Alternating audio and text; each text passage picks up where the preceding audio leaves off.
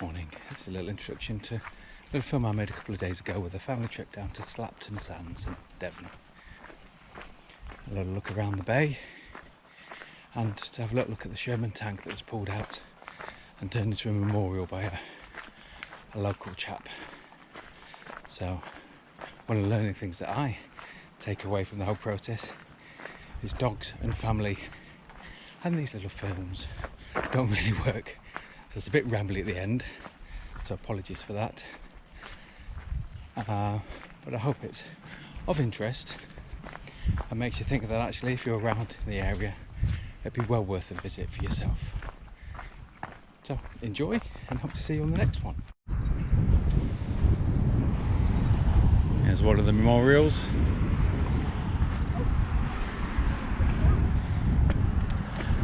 This memorial was presented by the United States Army authorities to the people of the South Hams, who generously left their homes and their lands to provide a battle practice area for the successful assault in Normandy in June 1944. Their action resulted in the saving of many hundreds of lives and contributed in no small measure to the success of the operation. The area included the villages of Black Taunton, Shillington, East Allington, Sherford, Slapton, Stokeham Street and Torcross, together with many outlying farms and houses.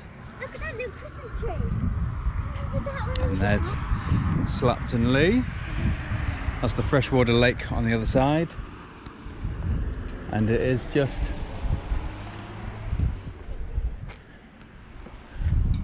a granite memorial on the beach. And a flagpole.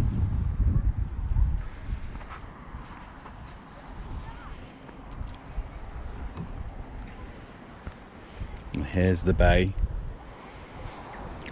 where it all happened. So this beach very much mimics the Utah beach in Normandy. It's got a wide bay, narrow gravel strip of land with a freshwater lake besides. Very peaceful today, but on that fateful morning it would have been a very different sight.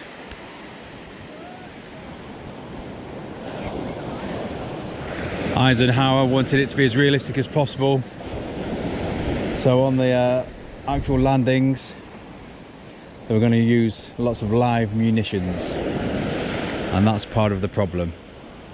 Breakdown in communication between the two saw the first landing vessels delayed by an hour, but the second lot didn't know, so they also tried to land at a very similar time, and there's much confusion and up to 750 men were lost.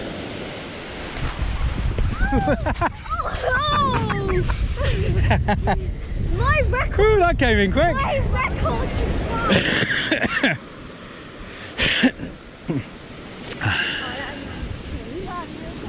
Oh yeah. It is estimated that over 3,000 local residents were asked to move home from Slapton and the surrounding villages, as mentioned on the memorial, many of whom it was said had never left their town, their village, their hamlet, their farm in their entire lifetime, all for the war effort. And here we have the tank.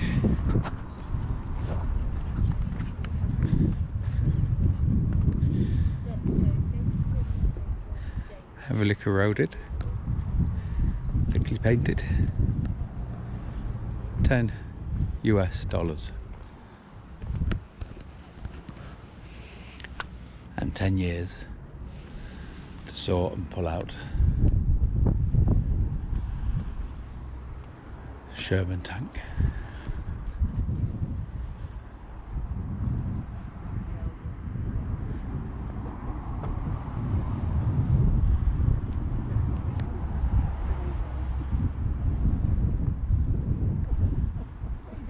I was 22.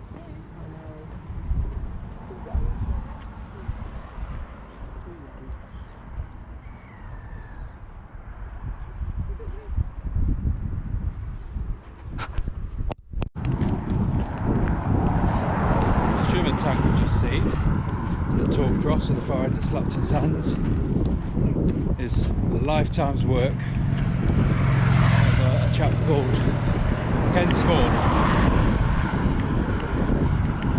And Ken Small was a chap who came down from Grimsby, originally a hairdresser, and he set up a B&B and became friends with local fishermen, and then discovered the history to this bay and Operation Tiger, and then found out there was various large bits of armoury and munitions and boats, parts and you name it, in the bay, just over there, and then found there's a quite an intact tank.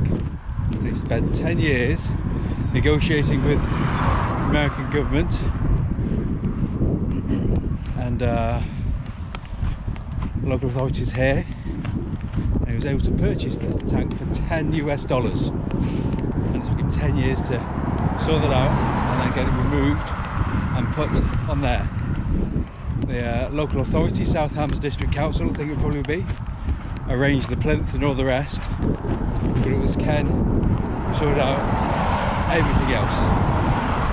Ken sadly has passed on now, he died in 2004, but there's been Memorial Trust set up, and his son Dean and wife, and they still manage it. And it took nearly 50 years for the American government to acknowledge the memorial and actually the full extent of the tragedy that happened here. Early on they tried to class it as a success, and they learned things about how to train the infantrymen, I think they were the Rangers as they were, and how to wear life belts properly, because the large number of the casualties happened as the soldiers had heavy backpacks on and they could only put the life belts around their waist. So with the heavy packs, they were just kind of they're supposed to go around your neck and under your arms to keep your head above the water. So around your waist, absolutely no use at all. So heavy sodden clothing and packs, belts just around your middle, you know, a lot of it's bound to perish.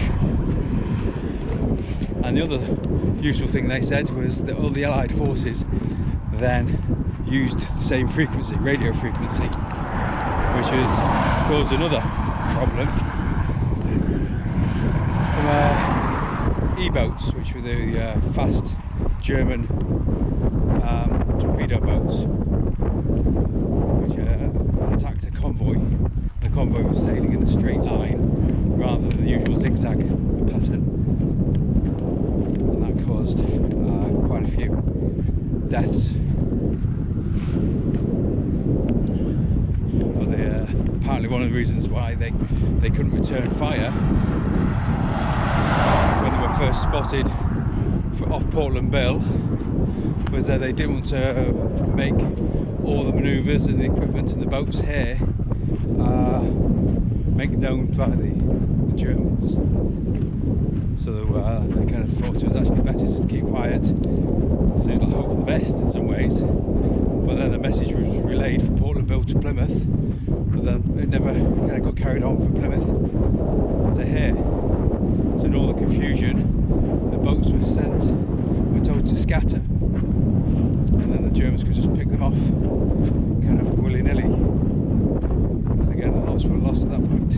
There was one particular boat, the captain ignored the order and went back. It was managed to pick up like 150 or 170 survivors just because he ignored the order. So fair play to him.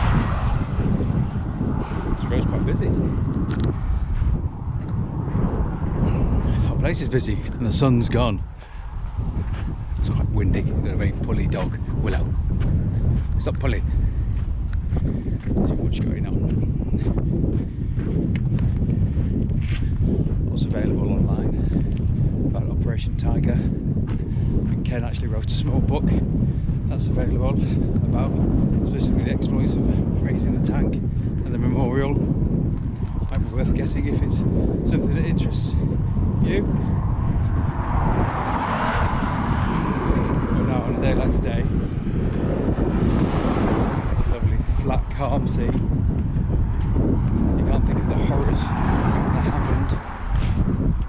had a Royal Naval vessel that was sent on the landings, sent live shells around the place, and they had first machine gun kind of positions, and they were just mowing them down. So they didn't realise, according to